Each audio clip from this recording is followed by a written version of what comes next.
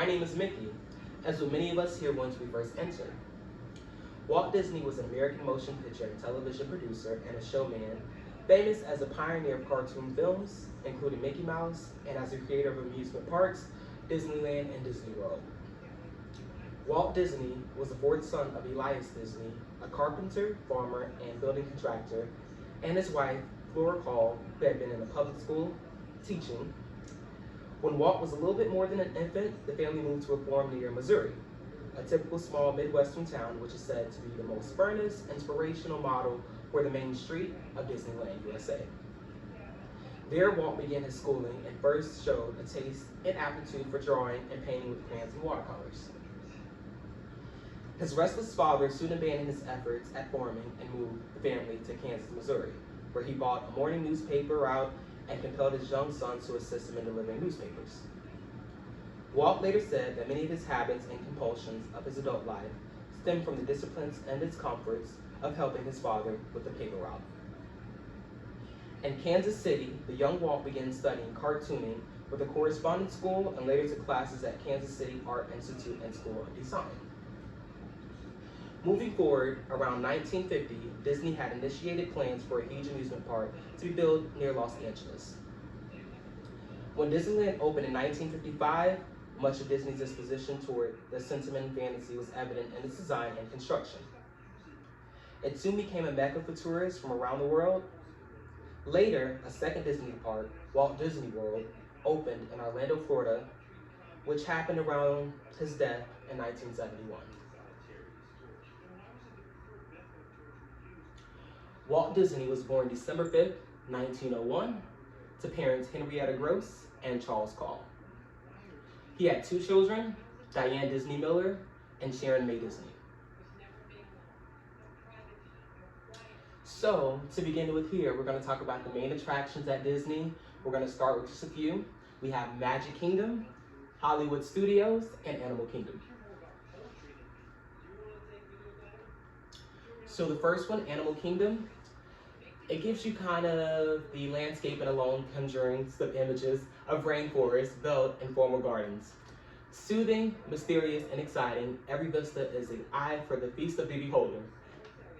Add to this loveliness a population of more than 1,700 animals, replicas of Africa's and Asia's most intriguing architecture, and a diverse array of original attractions, and you have the most distinctive of all the Disney theme parks. Animal Kingdom has about 500 acres, and it's twice the size of Epcot. How can you beat that?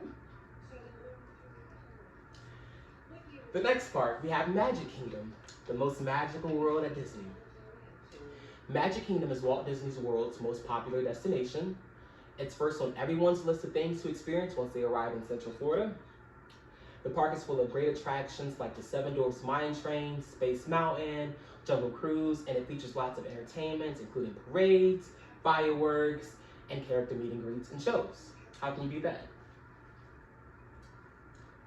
Moving over, we have Hollywood Studios.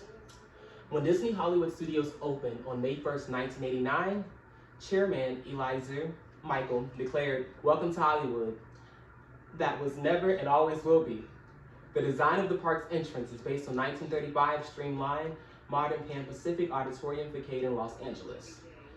And the Entry Plaza Souvenir and Information Building is a reproduction of the 1936 historic landmark Crosswords of the World.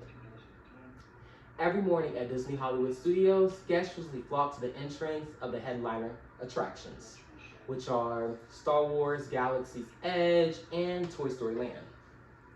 Usually, those are the main busy ones, so you definitely want to get there before anybody else gets there. Next, we're going to move over to Epcot. I would say it's not really as fun as the other ones, but we're going to get into it. Epcot, the journey begins at Spaceship's Earth, housed inside the iconic geoside globe that serves as the park's centerpiece.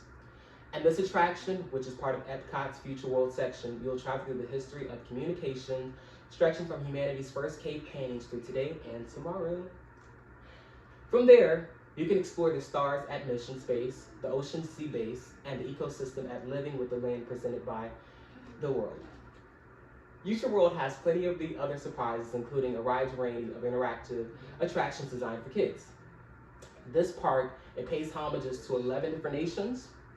So here you can experience the culture and cuisine of Canada, China, France, Germany, Italy, Japan, Mexico, Morocco, Norway, and the United Kingdom, as well as the US, of course, without having to cross any oceans. Wow. So next we're gonna move over to the water parks. Go ahead and get on your bathing suit, it's gonna be fun. So Typhoon Lagoon. Typhoon Lagoon is one of 2 Disney-owned water parks at Walt Disney World Resort in Florida. With its towering palm trees and island feel, you'll find it far more tropical than its counterpart over at Blizzard Beach, a popular destination for guests wanting a break from the main water parks. So we're gonna move over to Blizzard Beach. Blizzard Beach is one of 2 Disney's operated water parks at Walt Disney World Resort, which is other than Typhoon Lagoon, the one that we just discussed. It is located near Animal Kingdom and the All-Star Resorts. Blizzard Beach has 12 attractions, 8 restaurants, snacks, bars, and 1 store. So to conclude, Disney World is not one of the most exciting theme parks to go to, but it's the best place to go to. It's the world's most successful and largest theme parks. With Walt's imagination and positive energy and his gift for being attuned to the very areas of popular taste, it has inspired him to develop well-loved amusement for children of all ages throughout the world. He is one of the most successful people in history, and his legacy continues to live through each and every one of his parks where dreams do come true. Thank you for listening.